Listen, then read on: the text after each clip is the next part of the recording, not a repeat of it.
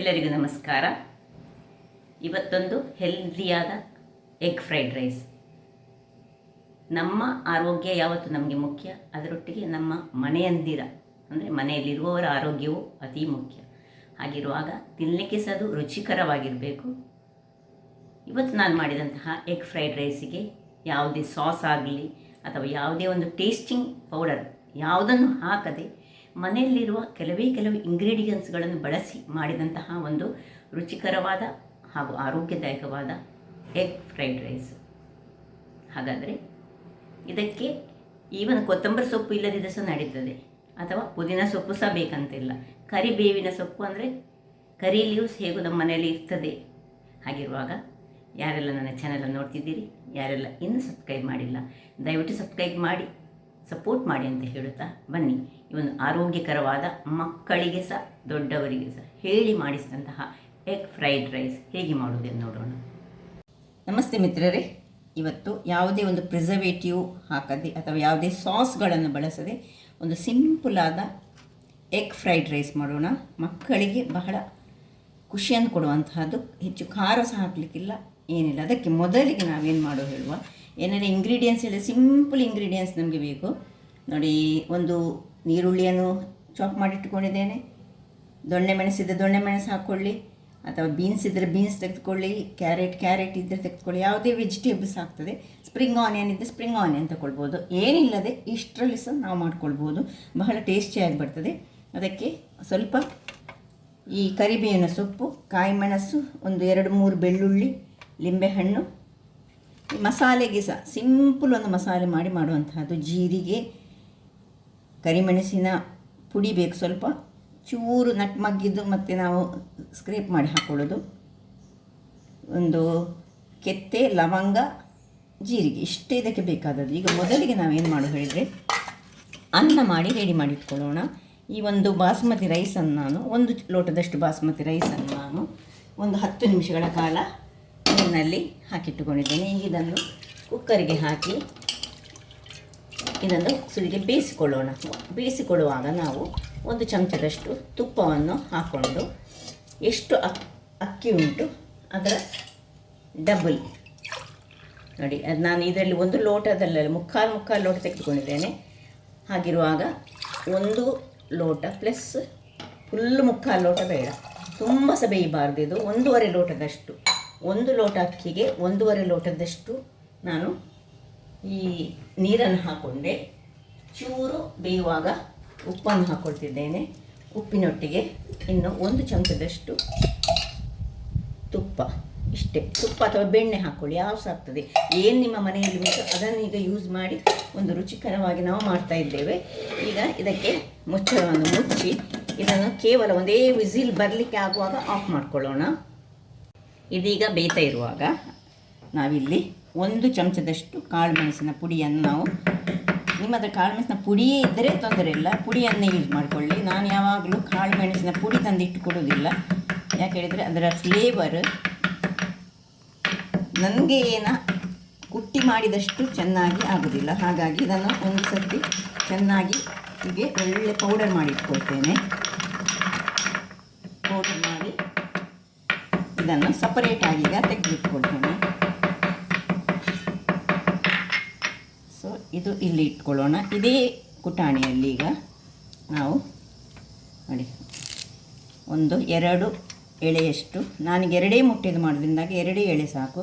ಇದು ಸಹ ಹಾಗೆ ಕೊತ್ತಂಬರಿ ಸೊಪ್ಪು ಅಥವಾ ಈ ಪುದೀನ ಸೊಪ್ಪು ಇದ್ದರೆ ಹಾಕಿ, ಇಲ್ಲದಿದ್ದರೆ ಅಗತ್ಯ ಇಲ್ಲ. ಖಾಲಿ ಕರಿಬೇವಿನ ಸೊಪ್ಪು ಯಾವಾಗ ನಮ್ಮ ಮನೆಗಳಲ್ಲಿ ಇರ್ತದೆ. 1-2 ಮೆಣಸು ಮತ್ತು ಬೆಳ್ಳುಳ್ಳಿ ಇಷ್ಟನ್ನು, ಪ್ಲಸ್ ಜೀರ, ಕೆತ್ತೆ, ಲವಂಗ ಇಷ್ಟನ್ನು ಹಾಕ್ಕೊಂಡು ಒಂದು ಮಸಾಲೆ. ಇದಕ್ಕೆ ಚೂರು ಬೇಕಿದ್ರೆ ಈ ಕರಿಮೆಣಸಿನ ಒಂದು ಪಿಂಚ್ ಆಫ್ ಕರಿಮೆಣಸಿನ ಪುಡಿಯನ್ನು ಸಹ ಹಾಕ್ಕೊಂಡು ಇದನ್ನು ಚೆನ್ನಾಗಿ ಗುದ್ದಿ ಒಂದು ಮಸಾಲೆಯನ್ನು ರೆಡಿ ಮಾಡಿಕೊಳ್ಳೋಣ. ಸಿಂಪಲಾಗಿ ಕೂಡಲೇ ಮಾಡುವಂತಹದ್ದು. ಸೊ ಇದನ್ನೇ ಚೆನ್ನಾಗಿ ಗುದ್ದಿಕೊಳ್ತೇನೆ. ವೀಕ್ಷಕರೇ, ಇಲ್ಲಿ ನೋಡಿ, ಇದು ಗುದ್ದಿ ಸಹ ರೆಡಿ ಆಯಿತು. ನಿಮಗೆ ಹೀಗೆ ಗುದ್ದಲಿಕ್ಕೆ ಆಗದಿದ್ದರೆ ನೀವು ಮಿಕ್ಸಿಯಲ್ಲಿ ಸಹ ಇದನ್ನು ಗುದ್ದಿ ಕೊಡ್ಬೋದು. ಸೊ ಇದು ರೆಡಿ ಆಯಿತು. ಇದನ್ನೀಗ ಪಕ್ಕಕ್ಕೆ ಇಟ್ಕೊಳ್ಳೋಣ. ಇದೇ ಇದರಲ್ಲಿ ನಾವು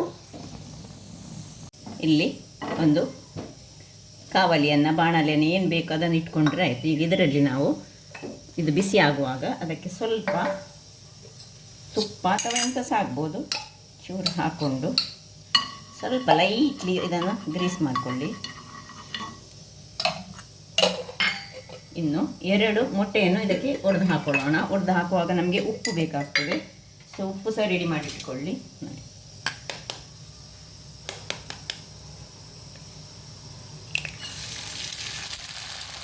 2 ಮೊಟ್ಟೆ,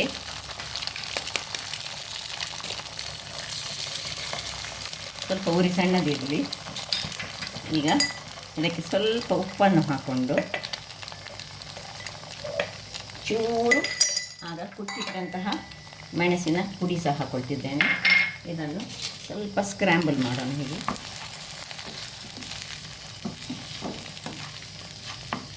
ತುಂಬ ಸಣ್ಣ ಪೀಸ್ ಮಾಡೋದು ಬೇಡ, ಸ್ವಲ್ಪ ಹೀಗೆ ದೊಡ್ಡ ದೊಡ್ಡ ಪೀಸ್ಗಳಿರಲಿ. ಸೊ ನನಗೆ 2ರಲ್ಲಿ ಮಾಡ್ತಿರೋದ್ರಿಂದಾಗಿ ಇದೀಗ ಈ ರೀತಿಯಲ್ಲಿ ಹದ ಉರಿ ಸಹ ಇರಲಿ. ಹೀಗೆ ಒಂದು ಸಣ್ಣ ಸಣ್ಣ ಪೀಸ್ಗಳು ನಮಗೆ ಇದನ್ನು ಅಲ್ಲಿ ಕಟ್ ಮಾಡಿಟ್ಕೊಂಡು ಇದನ್ನು ಆಫ್ ಮಾಡಿಕೊಂಡು ಇದನ್ನು ಪಕ್ಕಕ್ಕೆ ಇಟ್ಕೊಳ್ಳೋಣ. ಇದು ಮುಚ್ಚಳ ಮುಚ್ಚಿ ಇಟ್ಕೊಳ್ಳೋಣ. ಇಲ್ಲೀಗ ಇದು ಬೆಂದಿದೆ. ಈಗ ಇದನ್ನು ಓಪನ್ ಮಾಡ್ಕೊಳ್ಳೋಣ. ಅನ್ನ ಈ ರೀತಿ ರೆಡಿಯಾಗಿದೆ. ಇದನ್ನೀಗ ಸ್ವಲ್ಪ ಓಪನ್ ಇಟ್ಟುಕೊಂಡು ಅದು ಸ್ವಲ್ಪ ಡ್ರೈ ಆಗಲಿ. ಸೊ ಇಲ್ಲಿ ಈಗ ಒಂದು ಪಾತ್ರೆಯನ್ನು ನಾನು ಇಟ್ಟುಕೊಂಡಿದ್ದೇನೆ. ಈ ಪಾತ್ರೆಗೆ ಎಣ್ಣೆ ಅಥವಾ ತುಪ್ಪ ಯಾವುದು ಸಹ ಆಗ್ತದೆ, ನಿಮಗೆ ಬೇಕಿದ್ದದ್ದು, ಅಥವಾ ಬೆಣ್ಣೆ ಸಹ ಹಾಕ್ಕೊಳ್ಬೋದು, ಯಾವ ಸಹ ಆಗ್ತದೆ. ಏನು ಮನೆಯಲ್ಲಿ ಉಂಟು ಅದನ್ನು ಉಪಯೋಗಿಸಿ ಈಗ ನಾವು ಮಾಡ್ತಾಯಿದ್ದೇವೆ. ಸೊ ಈಗ ಇದು ಎಣ್ಣೆ ಬಿಸಿ ಆಗುವಾಗ ನೀರುಳ್ಳಿಯನ್ನು ಅದಕ್ಕೆ ಹಾಕೊಳ್ಳೋಣ. ಈರುಳ್ಳಿಯನ್ನು ಚೆನ್ನಾಗಿ ಸ್ವಲ್ಪ ಕಲರ್ಫುಲ್ಲಾಗಿ ಆಗುವ ಹಾಗೆ ಮಾಡಿಕೊಡ್ತಿದ್ದೇನೆ ನಾನೀಗ. ಸೊ ನೀರುಳ್ಳಿ ಕಾಯ್ದುಕೊಳ್ಳಿ, ಸ್ವಲ್ಪ ಕಲರ್ ಚೇಂಜ್ ಆಗೋದು ಬೇಡ. ವೀಕ್ಷಕರೇ ಇಲ್ಲಿ ನೋಡಿ, ಇದು ಇಷ್ಟು ಟ್ರಾನ್ಸ್ಪರೆಂಟ್ ಆಗುವಾಗ, ಟ್ರಾನ್ಸ್ಪರೆಂಟ್ ಅಂತ ಹೇಳ್ಬೋದು. ಈಗ ದೊಣ್ಣೆ ಮೆಣಸು ಇದ್ದರೆ ದೊಣ್ಣೆ ಮೆಣಸು, ಅಥವಾ ನಿಮ್ಮ ಹತ್ರ ಈ ಸ್ಪ್ರಿಂಗ್ ಆನಿಯನ್ ಇದ್ದರೆ ಸ್ಪ್ರಿಂಗ್ ಆನಿಯನ್, ಬೀನ್ಸ್ ಇದ್ದರೆ ಬೀನ್ಸ್, ಎಂತ ಸಹ ಯಾವ ಸಹ ಹಾಕ್ಕೊಳ್ಬೋದು. ಯಾವುದೇ ಒಂದು ನಾವೀಗ ಪ್ರಿಸರ್ವೇಟಿವ್ ಸಹ ಹಾಕೋದಿಲ್ಲ, ಎಂತ ಯಾವ ಸಾಸಸ್ಗಳನ್ನು ಸಹ ಹಾಕ್ತಾ ಇಲ್ಲ ನಾವು. ಸಿಂಪಲಾಗಿ ಯಾವ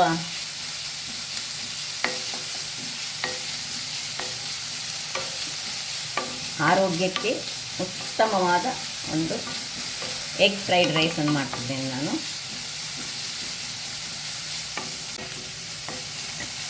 ಈಗ ಇದರ ಹಸಿ ವಾಸನೆ ಹೋಗುವಾಗ ಇಲ್ಲಿ ಏನು ಮಸಾಲೆ ಮಾಡಿದ್ದೇವೆ ನಾವು ನೋಡಿ, ಕುಟ್ಟಿಟ್ಟ ಮಸಾಲೆ, ಇದನ್ನು ಇದಕ್ಕೆ ಹಾಕ್ಬೋದು. ಇದರದ್ದು ಸಹ ಹಸಿ ವಾಸನೆಗೆ ಹೋಗಬೇಕು.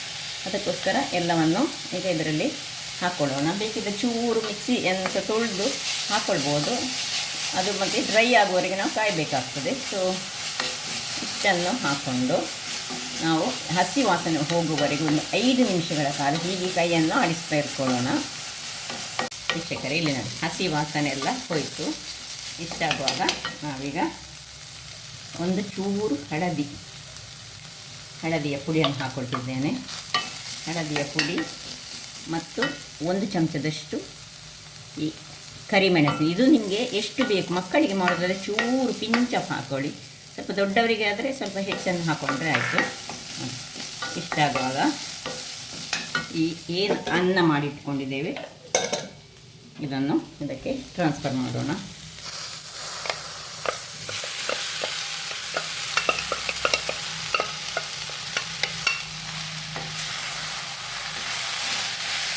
ಇದನ್ನು ಮಿಕ್ಸ್ ಮಾಡ್ಕೊಳ್ತಿದ್ದೇನೆ.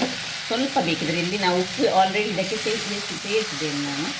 ಸೊ ಉಪ್ಪು ಬೇಕಿದ್ದರೆ ನೋಡಿಕೊಂಡು ಹಾಕ್ಕೊಳ್ಳೋಣ. ವೀಕ್ಷಕರೇ ಈಗ ಇಲ್ಲಿ ಒಂದು ಚೂರು ಈ ನಟ್ ಮಗ ಇದ್ದರೆ ಹಾಕ್ಕೊಳ್ಳಿ, ಇಲ್ಲದ್ರೆ ನೋಡಿ ಇದನ್ನು ಚೂರು ಒಂದು ಹೀಗೆ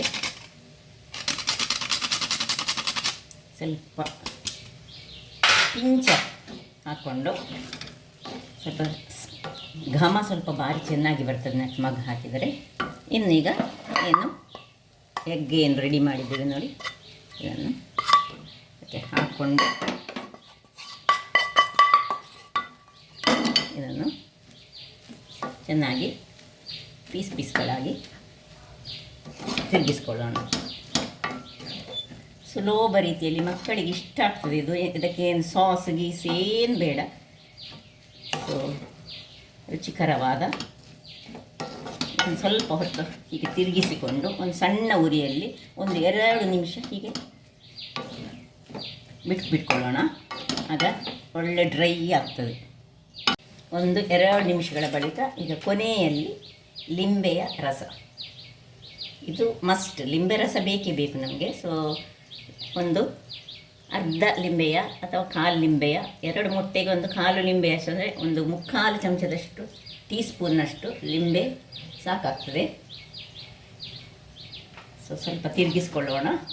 ತಿರುಗಿಸ್ಕೊಂಡು ಈ ಆಫ್ ಮಾಡಿಕೊಂಡು ಅದರ ಬಿಸಿಯಲ್ಲೇ ಲಿಂಬೆ ಅದನ್ನು ಎಳೆದುಕೊಳ್ಳಿ. ಆಯಿತು, ರೆಡಿಯಾದ ಸುಲಭ ರೀತಿಯಲ್ಲಿ ಮಾಡೋ ಅನ್ನ ಅಥವಾ ಮಾಡಿಟ್ಟ ಅನ್ನ. ಈ ಬಾಸ್ಮತಿ ರೈಸೇ ಆಗಬೇಕಂತಿಲ್ಲ, ಮೊದಲಿನ ದಿನದ ಅನ್ನ ಉಳಿದಿದ್ದರೆ ಸಹ ಇದನ್ನು ಮಾಡ್ಕೊಳ್ಬೋದು. ನೋಡಿ ಹೇಗೆ ಬಂತು, ನೋಡಿ ಏನು ಚೆನ್ನಾಗಿ ಬಂತು. ಈಗ ಸರ್ವ್ ಮಾಡೋಣ ವೀಕ್ಷಕರೇ. ನೋಡಿ ಸರ್ವ್ ಮಾಡ್ತಿದ್ದೆ, ನೋಡಿ ಏನು ಚೆನ್ನಾಗಿ ಬಂತು. ನೋಡಿ ಮೊಟ್ಟೆಗೆ ಮೊಟ್ಟೆ ಸಹ ಉಂಟು, ಅದರೊಟ್ಟಿಗೆ ವೆಜಿಟೇಬಲ್ಸ್ಗಳಿಂದ ತುಂಬಿದೆ. ಏನು ವೆಜಿಟೇಬಲ್ ಉಂಟು ಅದನ್ನು ಹಾಕ್ಕೊಳ್ಬೋದು. ಸ್ಪ್ರಿಂಗ್ ಆನಿಯನ್ ಇದ್ದರೆ ಸಹ ನಿಮಗೆ ಯೂಸ್ ಮಾಡ್ಕೊಳ್ಬೋದು ಇದ್ದರೆ. ಸೊ ರುಚಿಯಾದ ಫ್ರೈಡ್ ರೈಸ್ ರೆಡಿ ಆಯಿತು. ಈ ಅನ್ನ ಬೇಯಿಸುವಾಗ ಮಾತ್ರ ಸ್ವಲ್ಪ ಜಾಗ್ರತೆ ಮಾಡಬೇಕು, ತುಂಬ ನೀರಾಗಬಾರ್ದು ಅನ್ನ. ಸೊ ಹೀಗೆ ನಾವು ಯಾವಾಗಲೂ ಬೇಯಿಸ್ಕೊಳ್ತೇವೆ ಅದೇ ರೀತಿಯಲ್ಲಿ ಬೇಯಿಸ್ಕೊಂಡ್ರೆ ಬಹಳ ಉತ್ತಮ. ಸೊ ನೋಡಿದ್ರಲ್ಲ ವೀಕ್ಷಕರೇ, ಒಂದು ಈಸಿ ಮೆಥಡಲ್ಲಿ ಯಾವುದೇ ಸಾಸ್ಗಳನ್ನಾಗಲಿ ಅಥವಾ ಯಾವುದೇ ಪ್ರಿಸರ್ವೇಟಿವ್ ಐಟಮ್ಗಳೇ ಇಲ್ಲ ಇದರಲ್ಲಿ. ಹಾಗಾದರೆ ನನ್ನ ಈ ಕುಕಿಂಗ್ ಚಾನಲ್ ನಿಮಗೆ ಇಷ್ಟ ಆದರೆ ಬೋಳೂರು ಸುವರ್ಣ ಚಾನಲನ್ನು ಲೈಕ್ ಮಾಡಿ, ಶೇರ್ ಮಾಡಿ ಹಾಗೂ ಸಬ್ಸ್ಕ್ರೈಬ್ ಮಾಡಿ. ಹಾಗೂ ನನ್ನ ಇನ್ಸ್ಟಾಗ್ರಾಮ್ ಪೇಜನ್ನು ಫಾಲೋ ಮಾಡಿ. ಧನ್ಯವಾದಗಳು.